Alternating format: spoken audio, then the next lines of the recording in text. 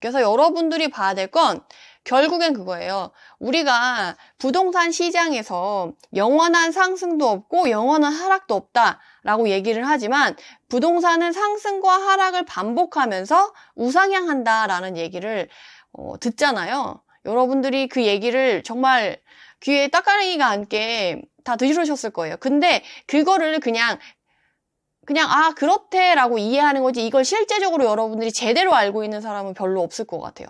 왜냐하면 지금 만약에 그걸 잘 알고 있는 사람이다 라고 했으면 안녕하세요. 첫 번째 오늘 같이 볼 자료는요. 한국건설산업연구원 자료예요.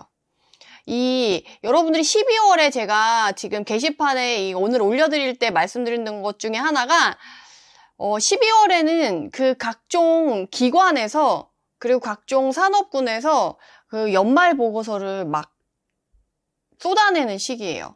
그래서 그때 쏟아져서 나오는 보고서 중에 꼭 챙겨봐야 될 보고서가 몇 개 있는데 오늘 그 중에 제일 중요한 탑5 안에 들어가는 거를 제가 오늘 같이 볼 거예요.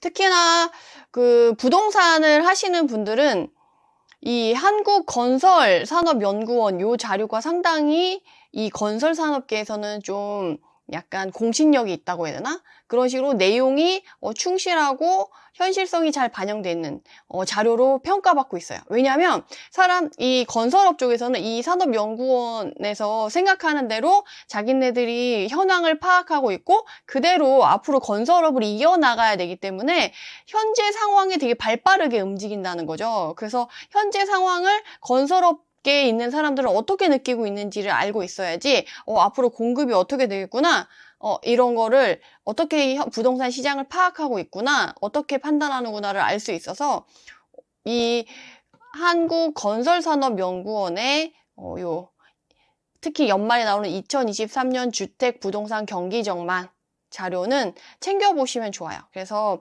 이제 이 보고서를 첫 번째로 들고 왔는데 문제는 뭐냐면 이런 보고서들이 우리가 되게 지표가 많이 나오기 때문에 어렵기도 하고 또 보기도 싫어요. 그래서 오늘 같이 보는 시간을 갖도록 하겠습니다. 그래서 수도권 아파트 매매 시장 장기 추이. 장기 추이라는 거죠.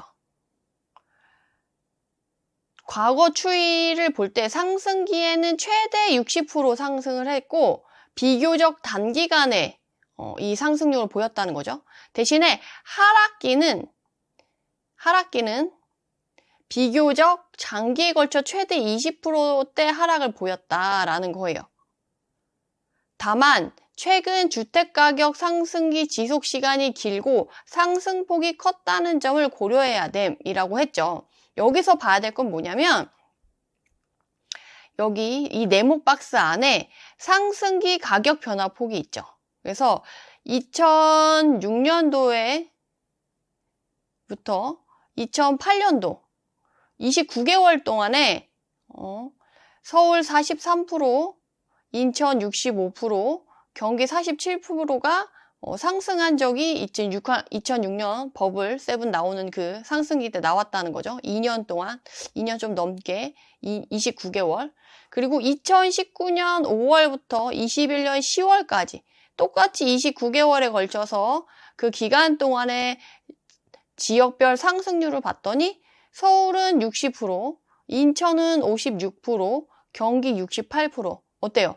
2006년보다 인천만 이전보다 조금 떨어지는 10% 좀 안 되는 퍼센테이지가 덜 올랐지 서울은 무려 한 17% 정도, 경기는 21% 정도 오히려 상승폭이 더 컸죠.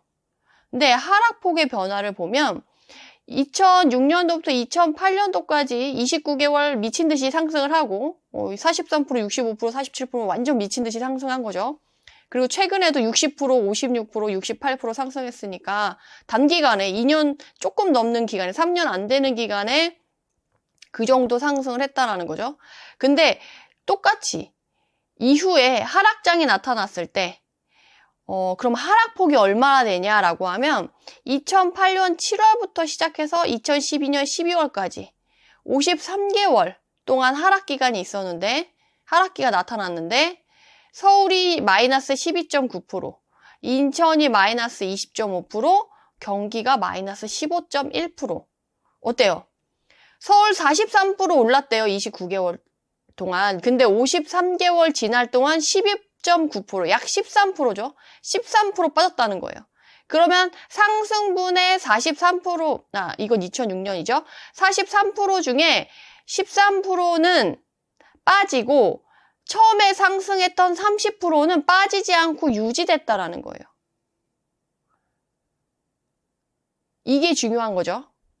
그리고 2019년 5월부터 21년 10월 약 9개월 정도 되는 기간 동안 서울은 마이너스 7%, 인천은 마이너스 10%, 경기는 마이너스 8.9%, 그러니까 9% 정도 빠졌죠.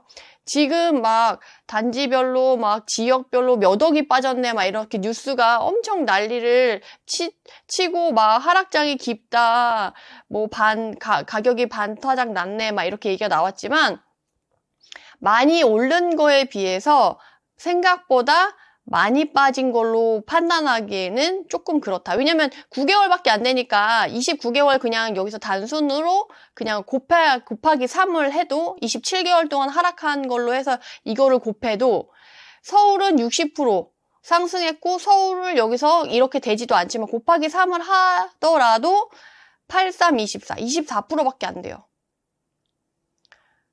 그러니까 상승한 게 더 많다는 거죠. 그래서 이전에 이렇게 상승했던 것들이 그대로 남아있다라는 거죠.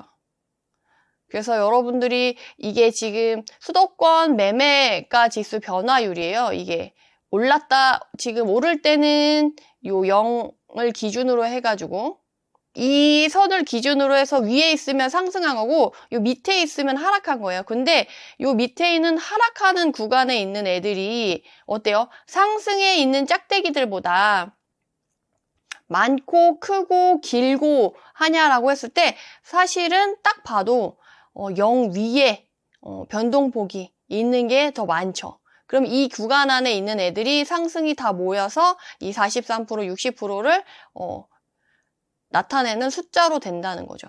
그래서 여러분들이 봐야 될 건 결국엔 그거예요. 우리가 부동산 시장에서 영원한 상승도 없고 영원한 하락도 없다라고 얘기를 하지만, 부동산은 상승과 하락을 반복하면서 우상향한다라는 얘기를 듣잖아요. 여러분들이 그 얘기를 정말 귀에 딱가랭이가 앉게 다 들으셨을 거예요. 근데 그거를 그냥 그렇대라고 이해하는 거지, 이걸 실제적으로 여러분들이 제대로 알고 있는 사람은 별로 없을 것 같아요. 왜냐하면 지금 만약에 그걸 잘 알고 있는 사람이다라고 했으면 그 상승장에 그 상승분이 다 빠지지도 않을 뿐더러 하락이 기간이 짧든 길든 그 상승폭을 다 깎아먹지도 못하고 이후에는 다시 또 올라갈 수 있는 여지가 훨씬 크기 때문에, 내가 하락기에서는 포트폴리오를 잘 짜고 자금 운용을 잘해서 버티기에 들어가서 내가 손해를 최소한으로 만들 수 있게 노력하는 거지, 부동산에서 발을 빼는 건 아니거든요. 근데 지금 시장은 어때요? 이전에 막 상승, 절벽 상승장, 대세 상승장 이랬을 때는 시장에 정말 100명이 있다고 하면 90명이 다 몰려들어가지고 너도 나도 투자를 했었는데, 지금은 어때요? 정말 투자자가 이전에 100명 중에 90명이 있었다고 하면 지금 100명 중에 한 5명, 10명도 안 남아있죠. 한 5명 남아있나요?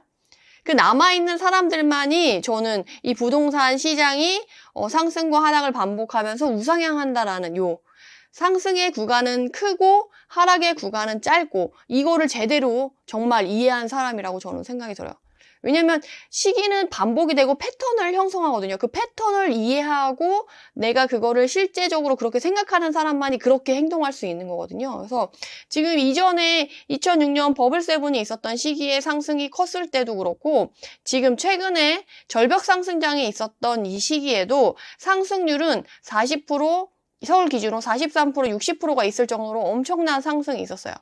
근데 이전에 53개월의 하락 기간이 길게 있었음에도 불구하고 서울은 13% 정도밖에 빠지지 않았다라는 거죠. 그래서 앞으로 하락의 기간이 조금 더 길어질 수 있고 내년에 23년도에 초에는 금리 인상이 더 지속이 되고 안정화가 안 되고 나중에 하반기는 그나마 좀 금리 인상이 멈춰서 어느 정도 수준에서 유지가 되겠지라고 지금 다들 기대를 하고 있는데 그렇게 되면서 부동산이 반등을 하거나 뭐 크게 달라지진 않겠지만 그럼에도 불구하고 앞으로의 시장이 이렇게 되겠다라는 패턴에서는 벗어나지 않는다라는 거죠.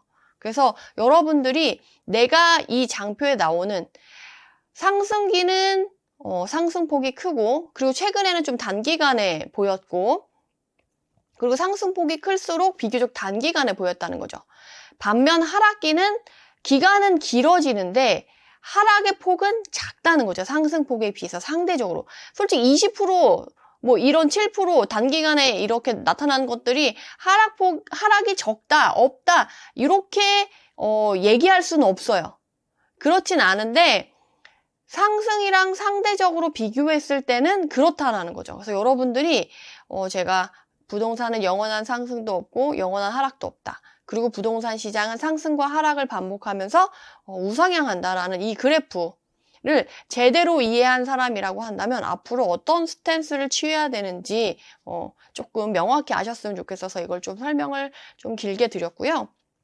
그럼 영상을 이만 마치도록 하고요. 해당 영상이 도움이 되셨다면 구독, 좋아요로 응원 부탁드립니다. 감사합니다.